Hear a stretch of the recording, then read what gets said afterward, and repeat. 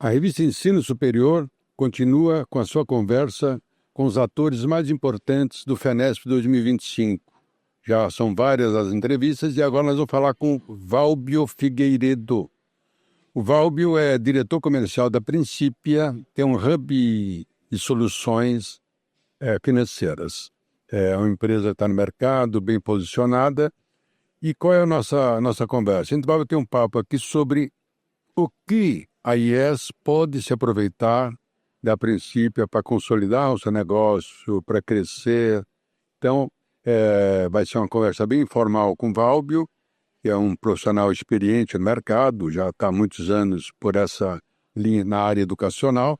Então, ele entende bem as dores do mercado, ele entende bem as soluções que podem, tanto para a empresa, para a IES pequena, como para a IES média e grande. Válbio, obrigado pela presença, é um prazer te receber aqui e vamos começar a nossa conversa. Boa tarde, Vinícius. Muito obrigado pelo convite, tá? Prazer imenso estar aqui falando com você, falando com todos aqui que estão presentes no FENESP também, tá? E aí que todos que vão assistir, né, esse episódio aqui em algum momento, né, espero contribuir um pouco com a minha visão de negócio nesse bate-papo aqui que a gente vai ter. Legal. Válbio, o grande problema das IES é a inadimplência, é uma administração de carteira que às vezes não é uma coisa tão profissional.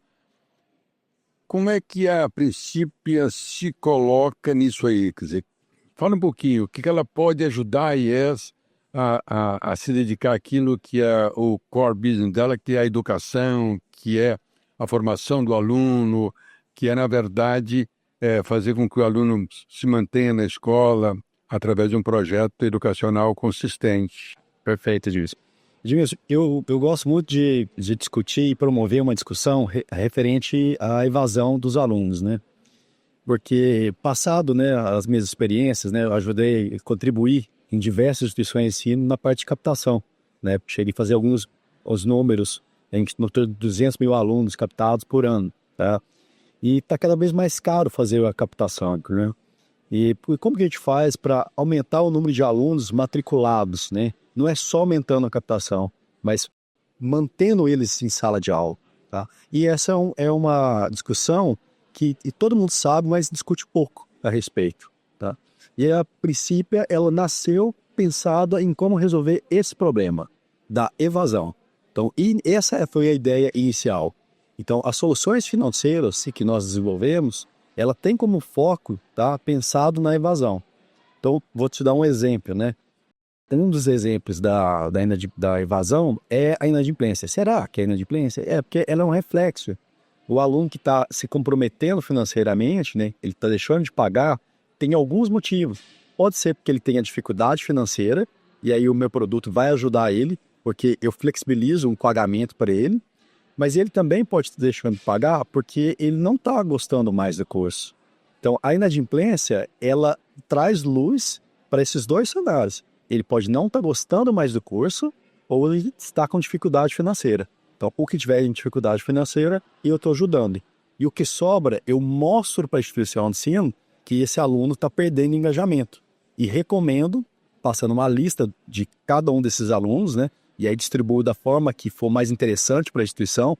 Pode ser por coordenador, e ela vai dividir isso da melhor forma, por campus, né, por polo, para falar diretamente com esses alunos e poder entender por que ele não está satisfeito, se tem alguma coisa acontecendo. E essas simples, né? Mas essas duas ações simples têm refletido em boas reduções de evasão. A gente tem um case, inclusive, que mostramos ontem em uma das apresentações, que a gente diminuiu a evasão em 50%, a minha instituição. Então, ela vinha encolhendo e, a partir do momento que ela começou a utilizar o nosso serviço, a nossa contribuição, ela começou a voltar a crescer novamente. Super sadio utilizar o nosso serviço. Qual é o índice hoje médio de inadimplência de carteiras que vocês trabalham? Isso tem uma variação muito grande, tá? Quando a gente olha na distribuição, a gente vai ver que existem dentro da média nacional, né? Que na média, o INEP, ele colocou agora um dashboard, né, na pesquisa do censo, muito bom, que deixa mais claro isso para todas as instituições de ensino, né? Que a turma de 2014 e de 2015, se eu não me engano, que é o que consigo se medir, né? Ou 2019, se eu não me engano, você consegue, 2019 você já consegue ter a medição de quem entrou e quantos que saíram, né? Ainda continua na casa de 60% de evasão. Você imagina, você faz uma captação e 60% dela vai se perdendo ao longo do caminho, tá? A gente encontra o cenário quando a gente entra nessa casa mesmo, tá? Ou seja, uma evasão alta, e aí a gente tem trabalhado em alguns casos ali para colocar isso em 30%, 20% de evasão final. Ou seja, é um sucesso fazer isso, né? Para ter caixa para o negócio da instituição de ensino. Na linha de inadimplência, Valbio, qual é o percentual de uma carteira, pela média, de inadimplência? A inadimplência ela vai variar muito em função do título e da região. Ela tem algumas variações, tá? Mas quando a gente olha para o ensino EAD, a gente está falando na casa de 25%. Quando a gente olha para o presencial, a gente está chegando ali em torno de 12%, 15% aproximadamente, tá? Mas ela tem uma variação ali de IES, BES, e quando nós entramos, nós estabelecemos uma meta de redução de 30%. A nossa meta é reduzir a inadimplência inicial e não final, que é importante dizer isso, né? Porque muitas vezes se mede a inadimplência final, e a gente já começa a fazer a medição na inicial. No primeiro mês dele. Se eu esperar para fechar o semestre e medir quanto que foi na inadimplência, já foi tarde. Esse aluno ficou enrolado financeiramente e já evadiu porque ele acumulou muitos boletos em atraso, né? E mesmo que a instituição flexibilize muita negociação, às vezes não cabe no bolso dele. E se couber, ele entra no próximo semestre, paga uma mensalidade e já começa a se endividar novamente. E aí no final do próximo, aí, possivelmente ele evade por motivo financeiro, porque veio se enrolando, veio se acumulando uma dívida, né, de mês a mês. Agora, estava dizendo dos relatórios que vocês fornecem para as IES e que nele contém recomendações. Quais as principais recomendações que você se lembra que os relatórios apresentam para as IES? A primeira coisa que a gente faz, né, é sair de um olhar físico, né? O olhar físico é quando você olha aquele relatório do DRE contábil, né? Ele é muito frio, ele é feito muito mais para uma questão do físico do que para o negócio em si, né? A gente muda esse relatório de uma forma mais prática, mais executiva, para que a gente consiga tomar ações imediatas, né? Que é basicamente, a gente chama de cohort, né? Que é olhar o quanto ficou inadimplente no primeiro mês, depois o comportamento dele no segundo mês, no terceiro, em referente à sua competência. Ou seja, lá em janeiro, quanto que ficaram inadimplentes daqueles boletos de janeiro? 20% ficou inadimplente. Depois de um mês, depois de 30 dias, ainda quantos alunos estão inadimplentes referente a janeiro? A gente vai medindo, ou seja, por safras. Depois eu olho para fevereiro novamente e faço a mesma medição que eu fiz de janeiro de fevereiro. Isso vai dando uma visão para a instituição e para nós, principalmente, se aquela ação que eu estou tomando tem um reflexo imediato ou não. Porque o cohort ele é desenvolvido para a gente poder ter uma previsibilidade. Então, depois de janeiro percorrido 6 meses, eu já sei qual é o comportamento médio do aluno mediante o primeiro pagamento dele, o primeiro vencimento dele. E aí eu vou saber o comportamento final. Depois de 6 meses, a média é mais ou menos isso. Eu começo com a inadimplência em 20%, mas ela cai e fica em 5%. Se eu abaixar a inadimplência inicial, então, de 20 para 15, como que vai ficar os próximos meses? Eu já sei que se ela baixar de 20 para 15, ela vai sair de 5, que era final, para 2,5, 3. Então eu já tenho um comportamento de previsão mais assertivo. Então é isso que a gente muda. Imagina, antes você estava falando de um relatório contábil. Você fechava no final do exercício, tomava as ações lá em setembro, e agora eu estou falando de mês a mês, como que vai ser o seu comportamento. Estou projetando o seu resultado até o final do ano já. Eu já estou conseguindo fazer isso. Então as ações, o plano de ação é muito mais efetivo. Ele não é um plano reativo, ele é um plano que realmente é muito ativo nessa questão. Então a gente consegue, e aí não tem muito segredo, é fazer o dever de casa. Ter um bom indicador, monitorar ele dia a dia, ou no mínimo semanalmente, junto com a instituição de ensino, e conseguir executar alguma tarefa que vai melhorar ele. Não melhorou, então fizemos errado, vamos fazer uma nova ação. Então, fizemos uma ação agora que acertou, perfeito, mantém essa ação. Próximo passo, vamos fazer uma nova ação. Deu certo? Deu de novo. Mantém ela, padroniza. Vamos fazendo ações por ações até que a gente consiga atingir a meta que nós estabelecemos. Qual é a meta que nós estabelecemos quando nós adquirimos uma nova instituição, como uma nova instituição de ensino, perdão, né? A gente não faz aquisição, mas quando a instituição entra como parceria para a gente, né? É 30%. Então a gente vai percorrer essa meta de reduzir a inadimplência dela em 30%. E normalmente por consequência, existe uma redução da evasão. E a redução da evasão, ela é super importante para a gente, porque ela diminui o nosso risco de operação. Porque, lembrando, como é o meu principal produto hoje chama Receita Garantida. Eu garanto para a instituição de ensino os recebíveis daquele mês.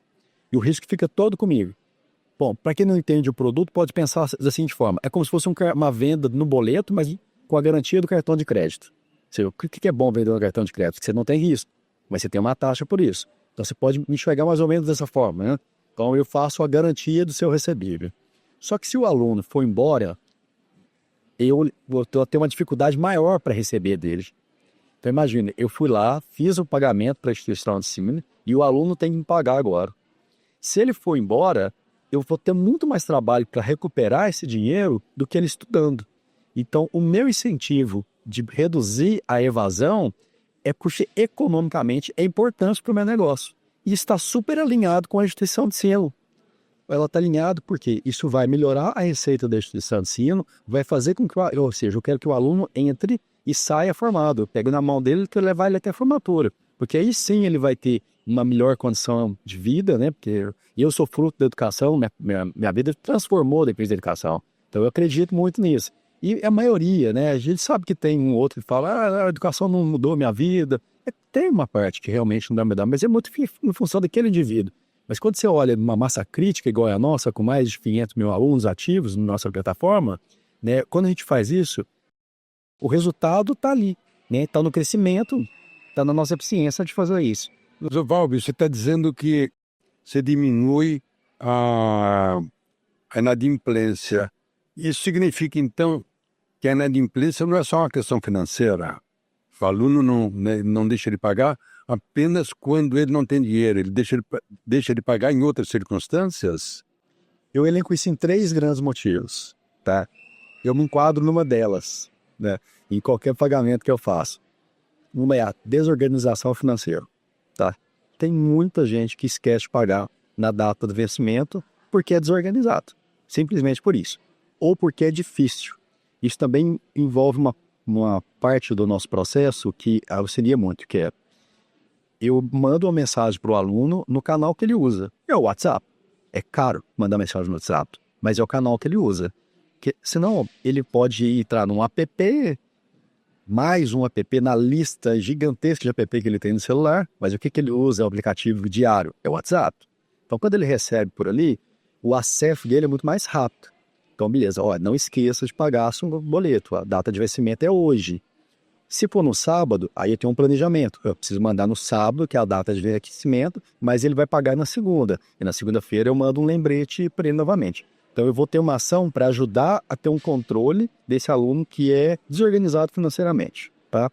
Porque se ele for pagar atrasado, muitas vezes ele pode dar uma barrigada, jogar para frente, porque agora eu vou ter que pagar a multa, juros, né? Ou já perdi o meu desconto de pontualidade, ele vai jogar isso para frente. Então boa parte do meu trabalho é fazer com que ele seja organizado. O segundo motivo é o que realmente não tem condições financeiras. E nesse momento, eu gosto de me diferenciar muito de uma empresa de cobrança, tá? Porque uma empresa de cobrança, normalmente ela vive de multa, juros e um honorário sobre a cobrança. O meu serviço não é sobre isso. Eu quero que o aluno pague em dia. E aí você imagina, esse aluno que teve dificuldade financeira, que muitas vezes tinha um desconto de pontualidade, às vezes chegando 10, 15, 20%, não conseguiu pagar porque não tinha dinheiro, será que vai ser agora cobrando ele excessivamente que ele vai pagar? Não vai, ele não vai tirar o dinheiro de algum lugar. Ele não tinha para pagar naquela data com desconto. Então o que eu vou fazer? Eu vou deixar ele fazer uma oferta, vou negociar com ele aquilo que ficou faltando. Então paga 50% da mensalidade, o restante eu deixo você pagar em 6 vezes. Então eu vou reempacotar aqui a dívida para ele, mas eu vou deixar ele adimplente novamente. E o terceiro motivo, né, que não é só essa questão financeira que você perguntou, o primeiro é o desorganizado, o segundo é o que não tem dinheiro, e o terceiro é porque ele se desmotivou. Ou seja, ele não se adaptou à rotina, o curso não está fazendo sentido para ele. Então, esse aluno ele não vai pagar porque ele desistiu do curso. Isso, trazer luz para a instituição de ensino sobre isso é super importante, porque muitas vezes, eu falo muito como financeiro, ele olha e está contando com uma receita, mas essa receita não vem, porque esse aluno não está consumindo mais serviço, ele foi embora. Então, muitas vezes, o que eu faço? Eu atuo para deixar esse aluno, engajar ele, mudar ele de curso, de manter ele dentro da instituição de ensino, dar um apoio para ele, ou eu já tiro ele logo, já limpo, higienizo isso da base, porque senão eu vou ficar contando com um faturamento que não existe. E aí você está fazendo conta com a quebra, e o dinheiro não vai voltar e a conta vai chegar. Você vai ter que pagar alguma coisa sobre aquilo que você fez conta. Legal. Bom, nosso tempo tá caminhando para o fim, mas eu queria que você falasse o seguinte, um hub de soluções financeiras, e acho que isso para o gestor interessa muito. Quais os produtos que você tem para uma IES? A gente tem tem 3 produtos, na verdade, porque a gente fez uma aquisição de um RP agora, recentemente, tá? Como eu citei, e os 2 principais produtos financeiros, né, que nós trabalhamos, é o Receita Garantida, né, que a gente está citando aqui, e o outro chama Principia Pay, tá? Ele é proveniente de uma outra aquisição que nós fizemos, de uma empresa que trabalhava para o mercado não regulado, de infoprodutores, que é bem interessante, tá? Inclusive tem uma conexão, tá, com a instituição de ensino. Vou falar aqui um pouco a respeito disso, se eu puder, vou alongar um pouco mais aqui a respeito disso, tá? O Principia Pay, ele foi construído para infoprodutores, tá? Da seguinte forma, o infoprodutor, ele não tem uma profissionalização sobre a gestão de recebíveis. Então ele vende da forma mais simples possível. O infoprodutor é o influenciador que faz um curso, é isso? Exatamente. Tá? Vamos pegar alguns aí que você pode citar nome? Então, um primo rico, né, que desenvolveu lá, ele é um bom case, inclusive, né, que se desenvolveu vendendo infoprodutos, né? Esse é um exemplo. Bom, a gente tem um produto, ou seja, o produto Principia Pay, ele foi desenvolvido para atender infoprodutores. Que o infoprodutor, ele não tem um planejamento, né, sobre contas a receber. Então ele vende da forma mais simples possível. Ele coloca um gateway de pagamento, ele vai vender lá no cartão de crédito. Quem tiver cartão de crédito para comprar, compra. Quem não tiver, não compra. Hoje já se desenvolveu um pouco mais, mas a nossa solução foi desenvolvida para atender o consumidor que não conseguia comprar dele. A gente dá crédito para ele e aí ele compra no boleto parcelado. E para o infoprodutor que não quer saber mas aí eu vou receber quando? Não, você vai receber agora. A gente já faz o pagamento como se fosse exatamente um cartão de crédito para ele. Então ele recebe no mês da competência. Ele fez a venda, daquele mês ele vai receber todo o valor dele. E todo o risco fica com a nossa operação. A gente aproveitou esse produto e reempacotou ele para pós-graduação também. Então a gente faz o financiamento para pós-graduação. Então muitas vezes está sendo vendida por 3, 6, 12, a gente estende o pagamento até em 24 vezes, ou seja, deixa o valor de parcela menor, porque você consegue vender mais com parcela menor. Então é um produto que ajuda na captação, tá? Para o ensino superior. E aí, estendendo um pouquinho mais, né? Até queria aproveitar para falar um pouco a respeito disso, que são os movimentos que a gente enxerga, porque a gente está olhando para o PIB do mercado de educação, né? E o mercado de educação começou a caminhar também para os não regulados. Então você vê muita concorrência hoje, a instituição de ensino superior está concorrendo com o infoprodutor. Então a gente está dos 2 lados ali. E agora a gente tem visto um movimento dos infoprodutores caminhando para diversas parcerias com as instituições de ensino, porque ele quer aumentar o LTV do produto. Então ele está tentando, como que eu faço uma venda? Porque ele é bom em tráfego, ele é bom em venda, mas como que ele aumenta o consumo do produto dele, né? Ele precisa desenvolver um produto mais robusto. E ele não tem um produto tão robusto para fazer isso. Mas ele tem um bom conteúdo. E aí ele chama uma instituição de ensino, tá, para complementar o infoproduto dele com a carga horária e desenvolver uma pós-graduação. E aí, ambos os lados saem ganhando. A instituição que tem o produto, mas também às vezes não tem aquela audiência, não tem o consumidor do outro lado, e ele que tem a audiência e não tem o produto. Então essa conexão, em vez de não precisa brigar. Vamos colocar os 2 aqui para trabalhar junto, né, e criar uma solução para o nosso consumidor, desenvolver ele cada vez mais. Muito bem, nós estamos com o Valber Figueiredo, que é o diretor comercial da Principia, um hub de inovação de tecnologia financeira. E quem já citou no mercado há quanto tempo, Valber? Tô há 8 anos. 8 anos. Tá, então já tem uma larga experiência, né? E os novos produtos, as novas aquisições estão caminhando para isso, estão ajudando nisso. Então, nós colocamos aí quem quiser procurar a princípio, .net.br.